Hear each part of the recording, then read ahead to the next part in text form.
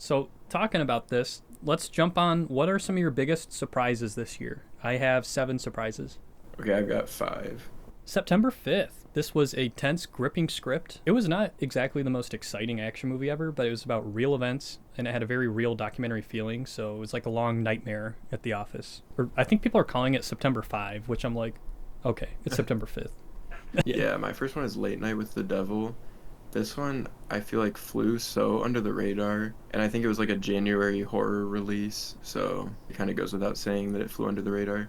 And a lot of my friends did not like this movie. I loved the concept. To me, the execution was perfect. It like had me guessing like what was real and not staged the whole time. The ending just like hits the fan and it leaves you with just like a haunted feeling.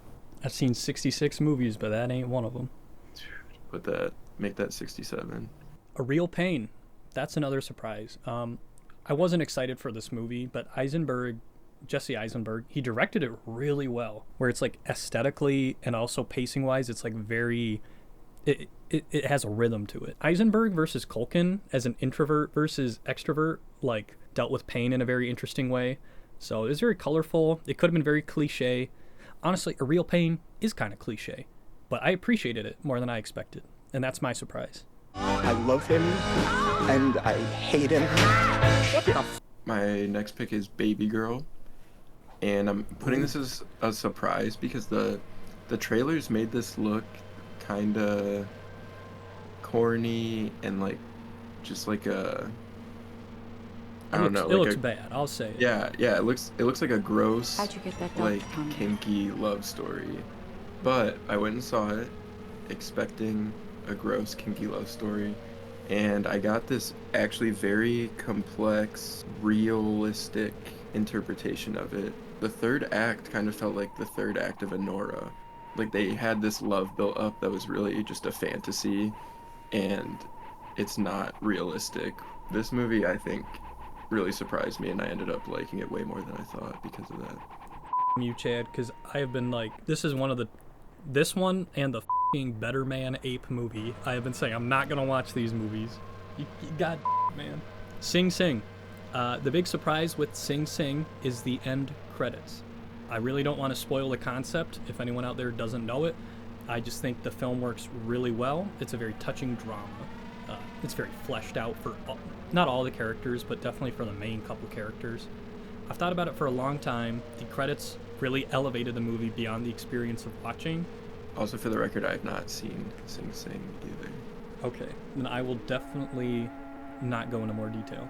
Okay, and I would not go digging around too much if you don't know it already. I already know what you're doing, know who you are, what you about, bro. What? You don't get to tell me what I need in prison. You don't get to do that. My next surprise of the year is Blink Twice because of the trailer.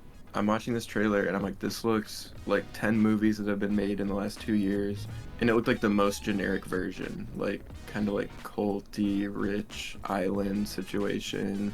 I watched the movie and it was just legit. It was shot and edited very well, had a lot of tense moments, like the surprise hits, and it makes everything like more terrifying in context. And the movie was actually a really good thriller, really good horror movie. Dog, I didn't see this one either, so now you're selling me on this one too. It's my favorite pooch. Wallace and Gromit. I'm shocked that they like had another Wallace and Gromit movie, and also it was really good. It has a lot to say about big tech and about people being over-reliant on machines. So yeah, that just scratched the itch that I've been feeling my whole life. The animation is very charming. The story is kind of lacking, I'm not gonna lie, but I appreciate that Aardman used the last of their clay to make this tale a reality, because I heard that after this movie they ran out of their clay. That's funny. I did not expect the big tech commentary that you mentioned, because I also have not seen that one. But yeah, that I'm intrigued based on your description. Low-key, Wallace and Gromit's the first one out of my honorable mentions, I'd say. Well, first or second. Yeah, I like that they kind of like had some shots to fire while also being very like innocent. You know, Wallace and Gromit's just a good time. I am Marvel Jesus. My next surprise hit is Deadpool and Wolverine. I feel like Hell yeah.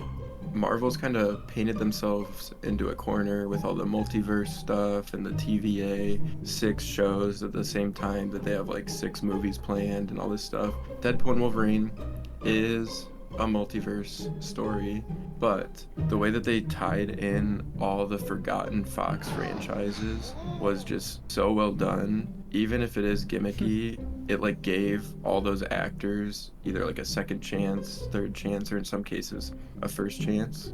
Deadpool and Wolverine surprised me in that it was a legitimately good movie. Obviously going to be funny having Deadpool in there. The care and use of the Fox characters is really what surprised me the most and made this a really enjoyable movie for me. And Channing Tatum, his parts in that movie are all my favorite parts of the movie. And I still say I'm gonna make a name for myself. Like the Cavs are really making a name for themselves. Like I just say it all the time now. Which they are. That could be an awesome Eastern Conference Finals, though. Agreed.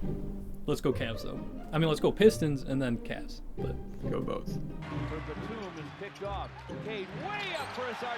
Hey, Pete. How you doing? Good. A complete unknown. A little thing about me. Walk the Line is in my top 10 favorite movies of all time. Walk the Line is directed by James Mangold, and it's about Johnny Cash, and it's basically a lot like A Complete Unknown. So I was like, really? He is like going back to this same formula. He's literally just making the same movie that I love, probably a worse version of it. And when I saw it, that's not what I got. It had a lot of heart. It did not focus on the same beats as Walk the Line. They're very different movies, actually. Is there a love triangle in Walk the Line? Oh, there is, but like, I wouldn't say, well, how about this?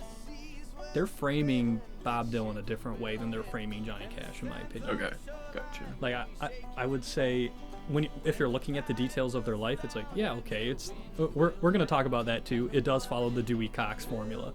Yes. I was just going to say, I've seen Walk Hard, but not Walk the Line. But watching A Complete Unknown, I'm like, holy shit, Walk Hard could literally be a parody of this movie. Because of like, especially with the love triangle, like how many similar beats there are. Some people are saying that your new music sounds a lot like Bob Dylan. Well, maybe Bob Dylan sounds a lot like me. You know, how come nobody ever asked Bob Dylan why you sound so much like Dewey Cox? Mailboxes drip like lampposts in the twisted birth canal of the Coliseum. No, they all follow the Dewey Cox formula, like 100%. Because I was ready to be a little cynical with the love that I had for the other stuff, and I mean, Timothy did really good. Every performer was really good. So. All right, my last surprise hit is a little movie called Grand Theft Hamlet. So it's really briefly, it's a documentary filmed entirely with GTA in-game footage about the actors putting on Hamlet, a performance of Hamlet in Grand Theft Auto. So the movie is like following them making it, and then the end of the movie shows a couple scenes from their actual performance in-game with like a live audience. I saw the trailer and it just looked so dumb. It just looked like friends playing GTA together. But it turns out this was filmed during COVID, and it was 2 actors who had no work because no theaters were open. And so they're just playing GTA together, and they're like, what if we did a play in GTA?